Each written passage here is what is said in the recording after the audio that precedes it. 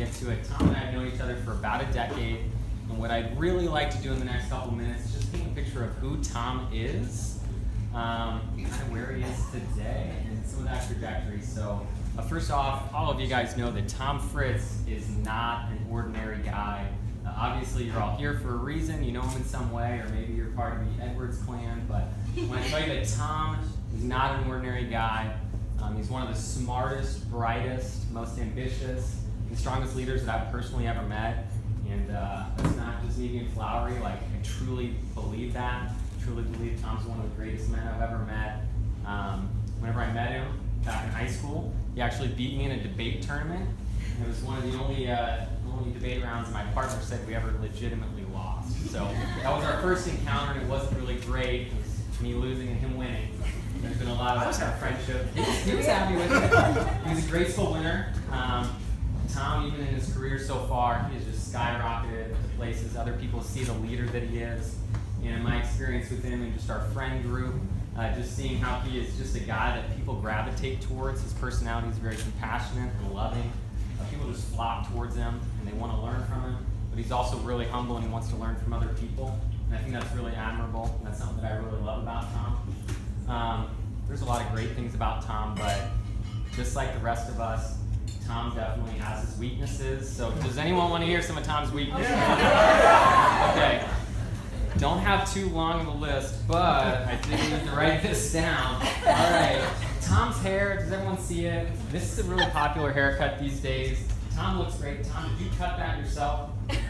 Tom did not cut that himself, and that was a lesson I was actually there for in 2009 in Colorado. Tom and I decided we were going to cut our own hair and save a little bit of money, and Tom forgot to put the clip on whenever he was sideways. Tom rocked one of those completely buzzed here, a little bit on the top. I think it's kind of a mohawk, but not as cool. And that was for at least maybe a month or two. So Tom learned that lesson the hard way. He is not a barber, and hopefully he'll never be a barber. He's going to pay for his haircuts. Tom and I were once driving in separate cars to Memphis, Tennessee for a mission trip. And I actually clocked him going 107 miles an hour. This is a true story. Lucky for Tom, I didn't call the police. I just let him keep going, and he beat me to Memphis probably by an hour. But I know he was going 107 because my car was going 107, and his was going at least past me. So anyways, I don't think he's done that since then. He typically drives the speed limit now, but just be careful out there. He's going to be driving a red Mustang tonight, so just get out of the way, all right? Oh man, this is one of my favorite ones. Tom has a very eclectic taste in music. I think any of his friends know. It's very eclectic. It's very interesting. Tom and I have done karaoke for Backstreet Boys together. Some of his favorite bands are John Elton, Billy Joel, but also, who am I thinking of? The Killers. It's really all over the map. But I bet most of you who didn't go to Mizzou wouldn't know that Tom is actually a pretty big Kids Bop fan. A lot of songs we used to sing together in my car. So maybe we'll get some Kids Bop songs on the dance floor tonight. Maybe, we'll see. Possibly. So Kids Bop. This is a little bit more of a somber one.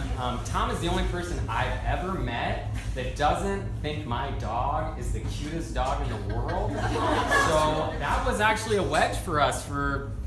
I told Elizabeth, hey, someone doesn't like our dog. She's like, who? Who doesn't like our dog? It took me a couple months before I told her it was Tom.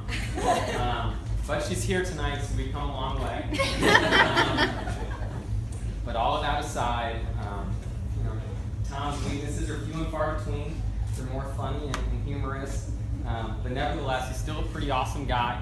So a little bit about our story. In the summer of 2009, we got to spend an entire summer together working at the YMCA of the Rockies. For about two months, we worked. And I say working because we mostly drove around in pickup trucks, had radios, chased after ground squirrels. We caught 13. It's the YMCA of the Rockies record, as far as I know. And we read a lot of books. We really didn't work very much that summer, but we grew a lot as men. We grew a lot as brothers. Our friendship really deepened. Faced a lot of battles personally that summer. And I think that really set the trajectory for our friendship, because we'd only been friends for maybe 6 or 8 months at that point. And Colorado, because of that, became a really sentimental and special place in our life. In the summer of 2015, so maybe 6 years after that, I think Tom had reached out to me and asked, hey, do you want to go to Colorado this summer? Let's go to Colorado. And I thought, well, sure, I love Colorado, and my wife's in grad school, so I've got plenty of time on my hands. So we went to Colorado just for a couple of days, didn't really have any plan, but just, hey, let's just reconnect. And it really turned into a really rewarding experience for both of us, just spiritually dealing with a lot of hard things that were going on in our lives, with personal or career things. We dealt with a lot of that. I think we both really encountered God in a deeper way out there. I think our friendship was kind of regenerated out there as well, just growing a lot deeper together. And it was also around that time that Tom was telling me about this young lady named Karen.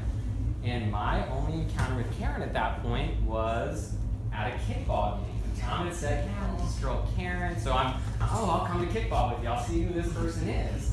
And what I remember, I immediately loved Karen. Mainly because the easiest way to please my wife and I is with food. And she brought cupcakes to the game. She brought, it was a joke, man. It was a joke. I quickly learned that I can tell they take this very seriously here. I only said it once that those cupcakes were good. He's like, no, man, those aren't Funtinis, and that's when I drank the Kool-Aid and figured out the magic. And but Karen was really great sport. I also met Alex. I don't know where Alex went. I also met him, and it was bromance at first sight. I really liked him, but I didn't know I'd be here today. But otherwise, it'd be much better. But this is about Tom and Karen. So I'll be at the bar with Alex in a little bit. But that was my first encounter with Karen. Didn't really know a lot about her, but during that summer, Tom shared, we're thinking about dating. I'm probably Tom's friend that maybe challenges him or asks him questions, or maybe says, are you sure? Is that even a good idea? Like, tell me why that's a good idea. And that was the first summer to really start wrestling through that. And the more Tom shared about Karen, the more I realized, oh man, she's a pretty good catch for Tom. But it wasn't until a year after that we decided, you know what? I think this is an annual tradition now. We're going to Colorado. So we went back the next year. And at that point, things had really been taken to another level. Tom started talking about things that are a lot more serious, like buying a wedding ring, asking Karen to marry him, and again, being his friend that's maybe a little bit more challenging and asking the hard questions. I remember we spent a lot of time, and Tom spent a lot of time journaling and at Kind Coffee and really thinking, is it Karen? And am I ready for this commitment? Is this the right time? And the moment that I knew, like going out of the weekend, I think Tom was probably 99%, yeah, absolutely, no question, but I still want to pray about it. And I still want to go through the right process. But the moment that I knew, yep, they're getting married, it's happening, this is serious. Tom, I'm sorry, I gotta share this story. Tom was so excited to get this hunting dog named Zero the Hero. And Tom actually originally we were gonna go get the dog together on our way home from the trip. But he's like, no, I really need to take Karen. This is really important. Well, long story short, Tom does not have Zero the Hero. That's not a sad story. This is really a story about Tom realizing I need to put Karen first, even though she's not my wife. It kind of helped him solidify, I want Karen to be my wife, and I want her to be part of that decision. And I want her to be part of all the decisions for the rest of my life. And that's really whenever I knew, whoa, this is a big deal. Tom he got the dog, and he had to take the dog back. Seriously, no, it was not Karen's fault at all. It was Tom realizing, wow, if I'm really gonna step up and I want this woman to be my wife, like I really want to make her my top priority. So I'm so encouraged by Tom. I'm so encouraged by how Tom is really taking that step. I think Tom definitely loves Karen. I think Tom definitely is a man that's grown so much, just in his faith as a man. And I'm really excited to see how Tom continues to lead Karen, but also walk side by side with her and really see her as his partner and his helper. So here's to Tom and Karen and their happily ever after. So,